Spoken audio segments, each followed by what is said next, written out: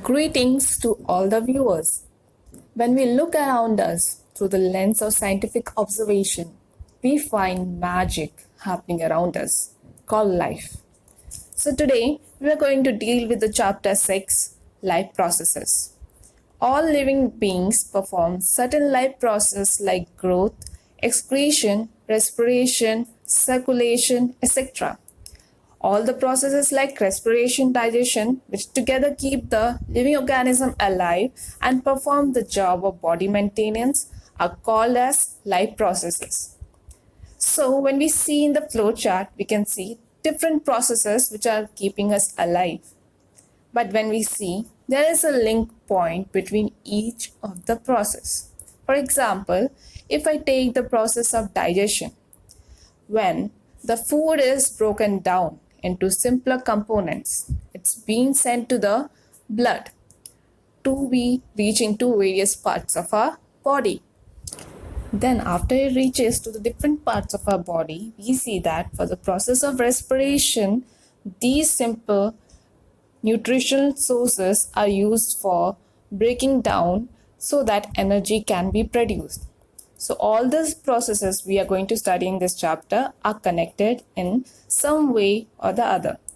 There is a division of labor seen in terms of all the process. Now, coming to the nutrition topic, we have already studied in our lower classes the two major modes of nutrition, autotrophic and heterotrophic. So, the whole living kingdom can be divided into two.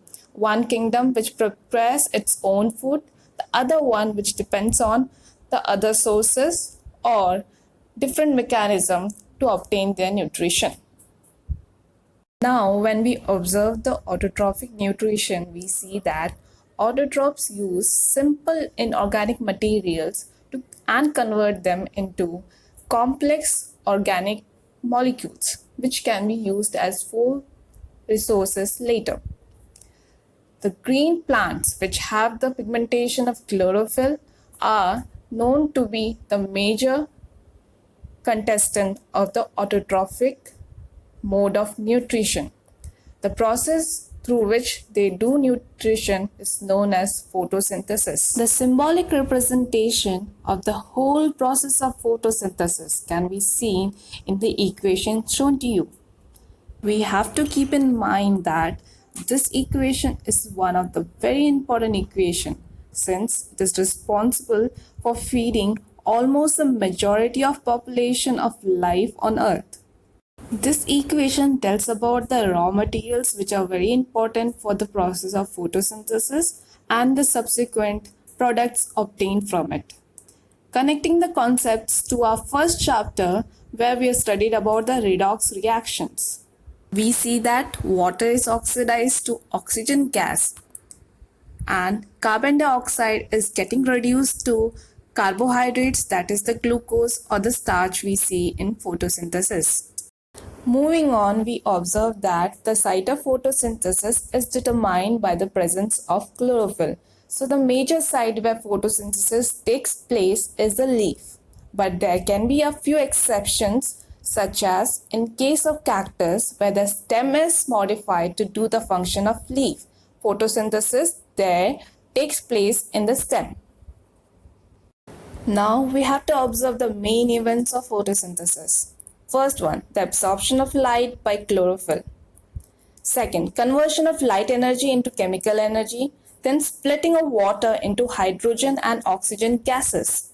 Reduction of carbon dioxide gas to carbohydrates.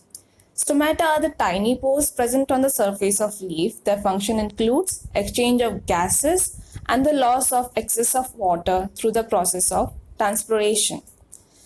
This makes it one of the important apparatus for the photosynthesis process. Moving on, we have to deal with now the heterotrophic mode of nutrition.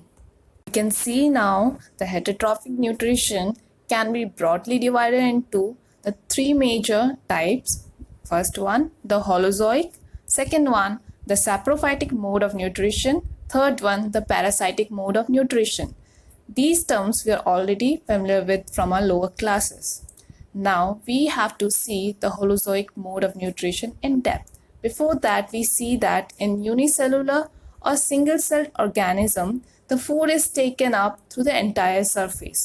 This is made possible mostly due to the pseudopodia in case of amoeba and because of the hair-like structure seen in case of paramecium. Unlike the higher living organisms, we do not see much division of labor in case of unicellular or single-celled organisms. Moving on, the steps seen in the Holozoic mode of nutrition are ingestion, digestion, absorption, assimilation, and egestion. The major group of organisms showing this mode of nutrition is the human being. So we are going to deal with the human digestive system in depth.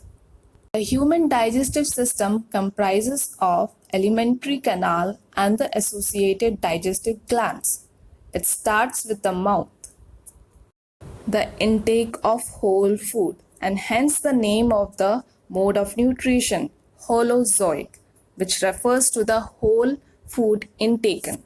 After that, the teeth helps in chewing, grinding, or tearing of food, which in turn make the food into smaller components. The tongue helps in rolling of food, tasting of food, and even the swallowing and pushing down of food. Aided by the salivary glands, we have four major categories of salivary glands in our mouth. The salivary glands produces saliva and mucus. The saliva also has an important enzyme called salivary amylase, which breaks down starch into simple sugar. Then we have the long pipe-like structure named as esophagus. It is also termed as food pipe in common terms. It shows peristaltic movements, that is, the contraction and expansion of muscles of esophagus. It helps the food to reach to stomach. Stomach again is a very major organ in the digestive system. It has elastic walls and produces various secretions. The first one is the pepsin. Pepsin is an enzyme which breaks down protein. We have an acidic secretion in our stomach, which is HCl, hydrochloric acid. It helps to keep the medium acidic and also to kill the unwanted microorganisms. Mucus is another secretion which helps protect the walls of the stomach. Knowing this, it is a time to remember why our elders advise us to take breakfast regularly on time, or else who will protect our stomach? The next part we are going to deal with is the small intestine. It also has small finger-like projections which helps to increase the area of absorption of digested food many folds. It receives secretions from liver and pancreas. Liver provides with the bile juice which helps in the breakage of large fat globules into smaller ones. The process is known as emulsification. Pancreas provides with two major enzymes. The first one is a trypsin, which converts the proteins into peptones. Second one is the lipase, which converts the fat into glycerol. The next organ we are going to deal with is the large intestine.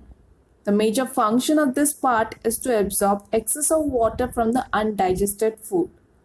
The undigested food is then removed from the body via anus. The process is known as egestion.